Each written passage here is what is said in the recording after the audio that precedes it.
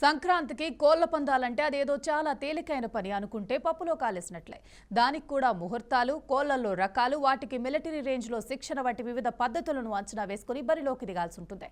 సంక్రాంతికి మొదలయ్యే కోళ్ల పందాల గురించి, కోళ్ల పందాల కోసం తయారయ్యే కోళ్ల జాతుల గురించి, వీటన్నిటికీ కుక్కుట శాస్త్రం ఎందుకు చూస్తారు? చాలా ఇంట్రెస్టింగ్ విషయాలను చూద్దాం. ఈ కోళ్ల పందాలను కేవలం ఆటగానే కాకుండా గొప్ప రాజసానికి చిహ్నంగా ఫీల్ అవుతుంటారు పందెం వేసేవాళ్ళు. ఒకప్పుడు 1178, 1182 మధ్య జరిగిన పల్నాటి యుద్ధం వంటి ప్రతిష్టాత్మకమైన యుద్ధాలు కూడా ఈ కోడి పందాల పోరాటం ద్వారానే నిర్ణయించబడుతున్నాయంటే నమ్మగలమా మరం? అవును, ఇది నిజమే. ఆ ఆచారంతోనే ఆంధ్రప్రదేశ్లో కోడి పందాలు నిర్వహించడం ఆనవాయితీగా మారింది. కోడి పందాలు ఆడటానికి కుక్కుట శాస్త్రాన్ని ఆచరిస్తారు.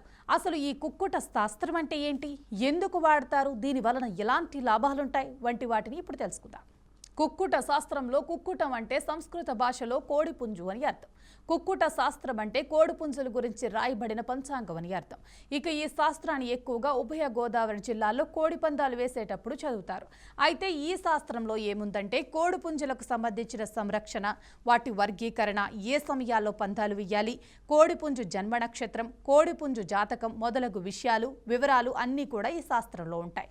అయితే ఈ కుక్కుట శాస్త్రాన్ని ఎవరు రచించారు, ఎప్పుడు రచించారు అనేది మాత్రం చరిత్రలో లేదు. కుక్కుట శాస్త్రాన్ని అనుసరిస్తూ కొన్ని లక్షలు ఖర్చు చేసి పందెం కోళ్లను తయారు చేస్తుంటారు. అయితే ఈ కుక్కుట శాస్త్రాన్ని ఎవరు పడితే వారు కాకుండా పూర్తి అనుభవం ఉన్నవారు మాత్రమే అనుసరిస్తారు.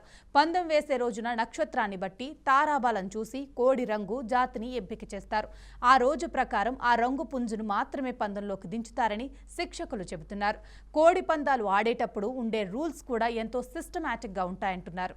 ఒక్కో కోడి పుంజును రకరకాల ఆహారాలతో పెంచుతుంటారు. వాటిని పెంచి అమ్ముకోవడానికే చాలా మంది తన జీవన వృత్తిగా, వ్యాపారంగా మార్చుకున్నారంటే వాటి ప్రావీణ్యత ఎంతలా ఉందో అర్థం చేసుకోవచ్చు.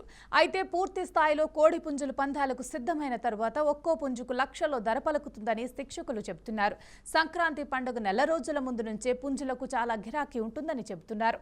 ప్రస్తుతం ఆంధ్ర ప్రాంతంలో కోడి పుంజులకు సంబంధించి క్రయ విక్రయాలు చాలా జరుగుతుంటాయి. ఇది కొన్ని సందర్భాల్లో లక్షల వరకు కూడా వెళ్తుంది. అయితే ఈ కోడి పందాలకు సంబంధించి కోళ్లకు ఇచ్చే శిక్షణ మిలిటరీ రేంజ్లో ఉంటుంది.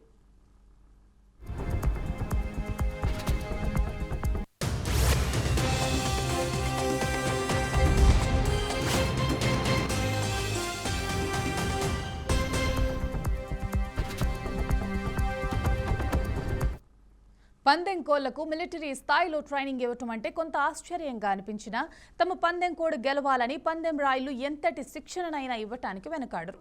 ఇక ఏపీలోని పలు జిల్లాల్లో కొన్ని సంక్రాంతి కోడి పందాలకు రెడీ అవుతూ ఉంటాయి. పందెం కోళ్లను సంరక్షించడానికి ప్రతిరోజు 3 సంరక్షకులుంటారు. పందెం కోళ్లకు మిలిటరీ స్థాయిలో శిక్షణ ఇస్తారంటే పందాలపై ఏ మేరకు ఆసక్తి చూపుతారో ఇట్టే అర్థమైపోతుంది. ఉదయాన్నే 5 గంటలకు కోడి పుంజులను బయటకు తీసి కాసేపు చల్లటి గాలి శ్వాస తీసుకునేలా చేసి చుట్టి వలయంగా ఏర్పాటు చేస్తారు. అంటే అవి కూడా యోగా, వ్యాయామం చేస్తాయన్నమాట. ఆ వలయంలో కోడి పుంజులను వదిలిపెట్టి పరిగెత్తిస్తారు. ఆ తర్వాత వలయం నుంచి బయటకు తీసి స్విమ్మింగ్ చేయిస్తారు. ఆ వెంటనే పుంజులు అలిసిపోతాయి కాబట్టి పాలల్లో నానబెట్టిన బాదం, పిస్తా, ఖర్జూర, కిస్మిస్లను పెట్టి సిరంజి ద్వారా పాలను పట్టిస్తారు. ఒక్కో పుంజుకు రోజుకి 100 నుంచి 400 రూపాయల వరకు ఖర్చు చేస్తారని కోడి పందాలకు శిక్షణ ఇచ్చేవారు చెబుతున్నారు. పందెం కోళ్లను తయారు చేయటంలో వారు తీసుకునే శ్రద్ధను చూస్తే ఆశ్చర్యపోక తప్పదు. కోడి పుంజులు పందాలలో అన్ని విధాలుగా తట్టుకునే విధంగా తయారు చేస్తారు. అంతేకాదు కోడికి కూడా ఏకాగ్రత చాలా ముఖ్యమని శిక్షకులు చెప్తుంటారు. పందాలకు రెడీ చేసే కోడి పుంజుల్లో కూడా చాలా రకాలుంటాయి.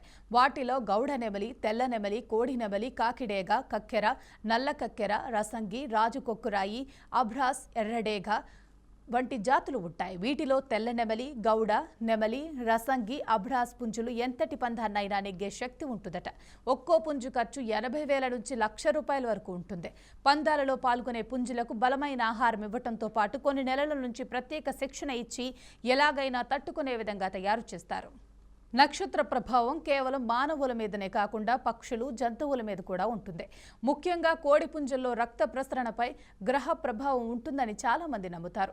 27 నక్షత్రాలలో ఏ నక్షత్ర ప్రభావం ఏ జాతి కోడి మీద ఉండి దాని గెలుపును శాసిస్తుంది అనేది కూడా పందెం కాసేవారు చూస్తుంటారు. అంతేకాకుండా ఏ దిశలో కోడిపుంజును పందానికి వదలాలనేది కూడా అంచనా వేస్తుంటారు. ఎలాగంటే ఉదాహరణకు ఆదివారం, శుక్రవారం ఉత్తర దిశలో, సోమవారం, శనివారం దక్షిణ దిశలో, మంగళవారం తూర్పు దిశలో, బుధవారం, గురువారం పడమర దిశలో అని వారాలను, పక్షాలను అనుసరించి పందాలకు వదులుతారు. శుక్లపక్షం, కృష్ణపక్షం అని ఒకేటేంటి పూర్తి జాతకాన్ని తిరగేసి మాత్రమే పందాలకు అడిగేస్తారు పందెం రాయిలు. పందెం వేయటానికి కోళ్లను తయారు చేసుకున్నప్పుడే వాటి జాతిని బట్టి విక్రయాలు జరుపుతుంటారు. సంక్రాంతి పండుగ రోజుల్లో పందెం వేసే రోజున నక్షత్రాన్ని బట్టి తారాబలం చూసి కోడి రంగు, జాతిని ఎంపిక చేసి పందాలు వేస్తారు. 13వ తేదీ భోగి సందర్భంగా గౌడ నెమలి, నెమలికి చెందిన పుంజులు, 14వ తేదీ యాసర కాకిడేగలు, కాకి నెమలులు, పసిమ గల్ల కాకులు, కాకి డేగలకు చెందిన పుంజులు, 15వ తేదీ డేగలు, ఎర్ర కాకి డేగలు గెలుపొందుతాయని ప్రజలు నమ్ముతూ ఉంటారు.